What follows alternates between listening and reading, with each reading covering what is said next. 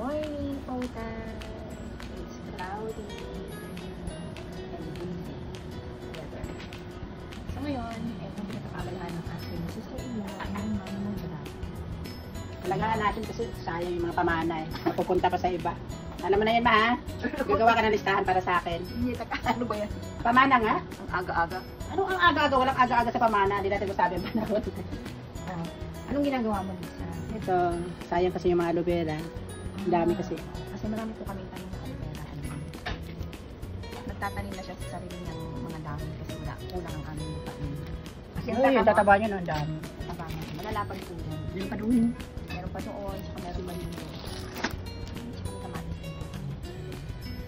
At saka, ang palaya. Kangkong. Meron dito kami kalamansi. Kangkong. Yung kalamansi namin. At may kangkong din po. Hindi, talbos ng kamote yun. Ayun, dapat ang kamuti ng dami. Ah, talbos pala. So, yung so minsan nag-harvest ang aking sister-in-law. Ayan. Ayan, habis niya ulit mana. Mananang madagdagan mo lang ng ilang hibla. Kado kayo, ha? Ayan. Alagaan natin, Diyos ko naman. Alagaan natin. Ma, tumingin ka sa kamera. Kasi yung mga pamana, sayang. Ma, ano bang meron ka? Bakit? Hindi, ano bang meron ka na mga naipundar mo? Marami, masinda ko sa abo. Ayan, siya naman sa goo. Ano yung nakapangalan yun? Sa akin yung Asa bundok. yun, ha? Asa yung bundok? Talsikan mo ako, ha? Tingnan mo, alagaan kita. Ayusin mo, ayusin natin, ayusin natin. May bundok ako. May bundok ka, ha? Talsikan mo ako, ha? Pag nagbibintahan na, ha? Huwag ka tumawa, parang tumawa. Kunyari, totoo. Sabihin mo lang kung gusto mong paitinin mo yung buhok mo. Oh. Kayang-kaya ko yun. Basta talsikan mo lang. Mamaya ipapos.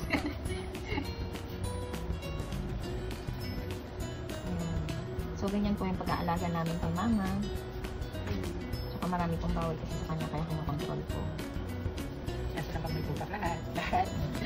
Pag may tupak lahat. Ganda ng mga ano mo, ganda ng tila. Ayan po ang video. Bukas ang sa linggo, saan tayo pupunta dyan sa bundok na yan? Oh, ito.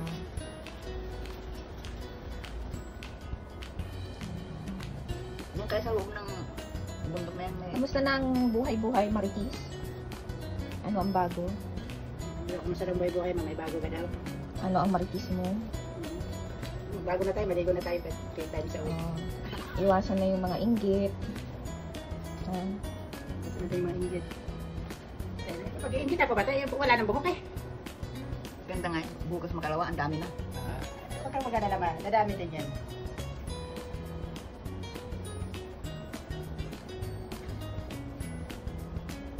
Pero maganda naman kaganito kulay mo, yung parang brown. Ayaw nga niya. Eh, hindi mo, maganda oh.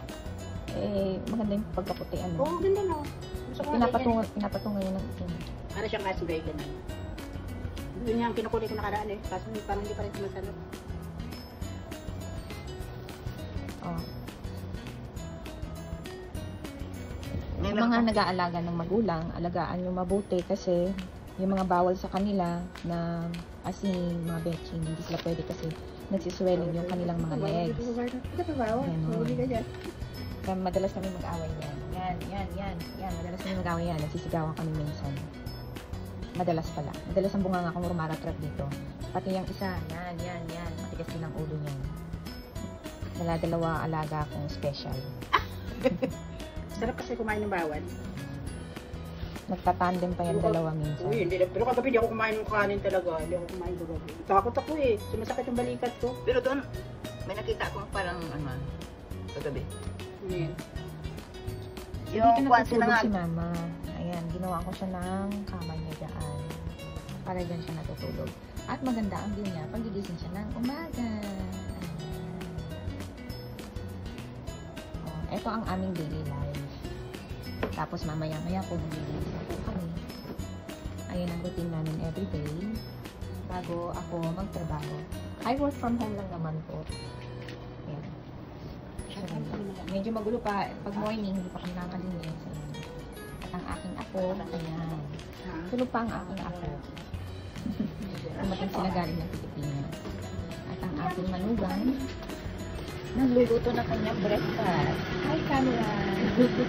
Good morning! Good morning! So, dyan, nagsasantay kami ng aming mga labahin dahil ang weather po dito ay paulan-ulan.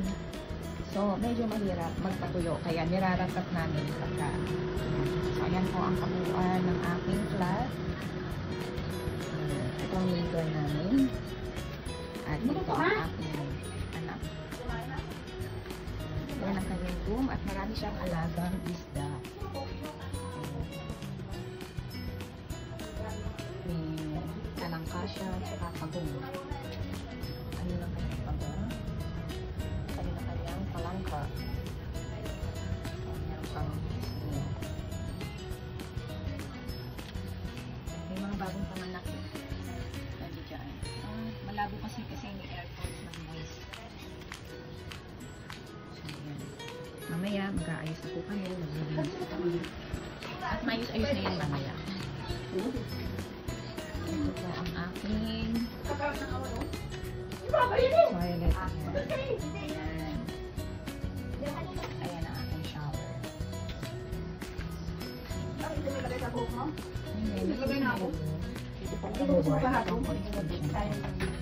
At makalat pa rin po. Ayan, kakagising na po kasi namin kanina. And I still have a nice view also.